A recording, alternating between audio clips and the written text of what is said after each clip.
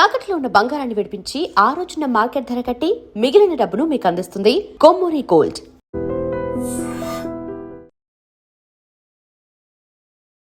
యుద్ధం దృశ్యాలు పోస్టు చేసినందుకు దుబాయ్లో మన జగిత్యాల జిల్లా అబ్బాయి మీద దేశద్రోహం కేసు నమోదైంది. వినడానికి చాలా వింతగా ఉన్నా కూడా మనం ఇతర దేశాలకు వెళ్తున్నప్పుడు ఆ దేశంలో చట్టాలు ఎలా ఉన్నాయి, అక్కడ రిస్ట్రిక్షన్స్ ఏంటని తెలుసుకోకపోతే మనం చేసే చిన్న చిన్న సాధారణమైన మిస్టేక్స్కే మన జీవితం ఎంత ప్రమాదంలో పడుతుంది, ఎంత అయోమయంలో పడుతుంది అనడానికి ఇది గొప్ప ఉదాహరణగా చెప్పాలి. తెలంగాణలోని జగిత్యాల జిల్లా గుల్లపేటకు చెందిన 26 ఏళ్ల గోపు భూమేష్ అనే యువకుడిని దుబాయ్ పోలీసులు అరెస్ట్ చేశారు.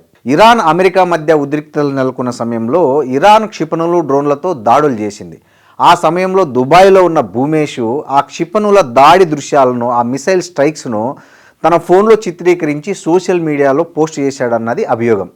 భూమేష్తో పాటు 60 ఏళ్ల ఒక బ్రిటిష్ పర్యాటకుడు, మరో భారతీయ విద్యార్థి సహా మొత్తం 21 మందిని ఈ ఒకే రకమైన ఆరోపణలతో దుబాయ్ పోలీసులు అరెస్ట్ చేశారు.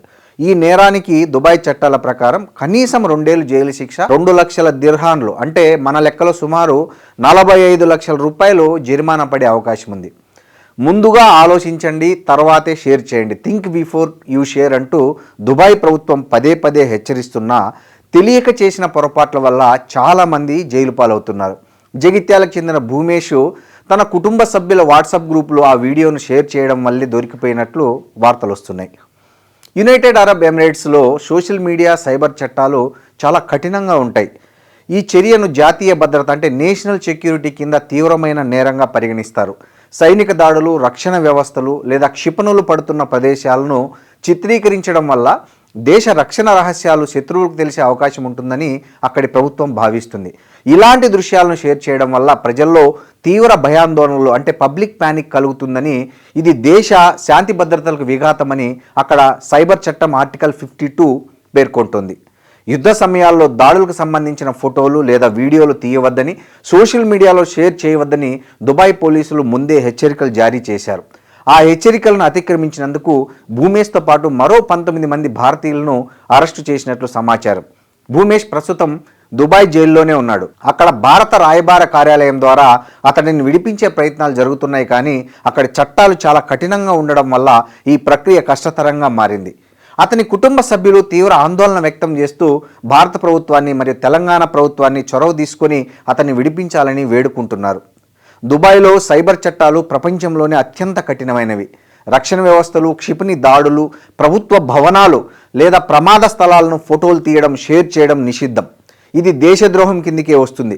రీషేర్ చేయడం కూడా అంటే రీపోస్టింగ్ చేయడం కూడా, ఏదైనా తప్పుడు వార్తను లేదా ప్రభుత్వం నిషేధించిన వీడియోను మీరు కేవలం ఫార్వర్డ్ లేదా రీపోస్ట్ చేసినా కూడా మీరు నేరస్తులే అక్కడి చట్టాల ప్రకారం. సోషల్ మీడియాలో ఎవరినైనా వ్యక్తిగతంగా దూషించినా, అసభ్యకరమైన సైగలు అంటే ఎమోజీస్ చేసిన జైలు శిక్షతో పాటు భారీ జరిమానా ఉంటుంది. అనుమతి లేకుండా ఫోటోలు తీయడం, ముఖ్యంగా మహిళలవి ఈ యుఏఈ కంట్రీలో చాలా నేరం. రోడ్డు మీద ఎవరైనా గొడవ పడుతుంటే వీడియో తీయడం లేదా ప్రమాద బాధితులు ఫోటోలు తీయడం అక్కడ చట్టరీత్యా తప్పు.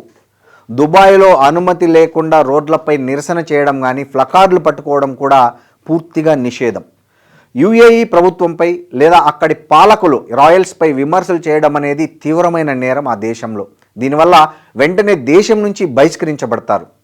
మతపరమైన భావాలను దెబ్బతీయడం లేదా ఇస్లాం మతాన్ని విమర్శించడం అస్సలు చేయకూడని పని ఆ దేశాల్లో. మద్యం తాగి బహిరంగ ప్రదేశాల్లో గొడవ చేయడం లేదా రోడ్లపై అసభ్యంగా ప్రవర్తించడం వల్ల కఠిన శిక్షలు ఉంటాయి, ముఖ్యంగా దుబాయ్ లాంటి దేశాల్లో. కాబట్టి ఎవరు కూడా మీరు ఈ దేశం వదిలి వెళ్ళి ఇంకో దేశం లేకపోతున్నప్పుడు ముందు ఆ దేశంలో ఉన్న చట్టాలను క్షుణ్ణంగా తెలుసుకోండి, లేకపోతే భూమేష్ లాగా మీరు కూడా చాలా ఇబ్బంది పడతారు.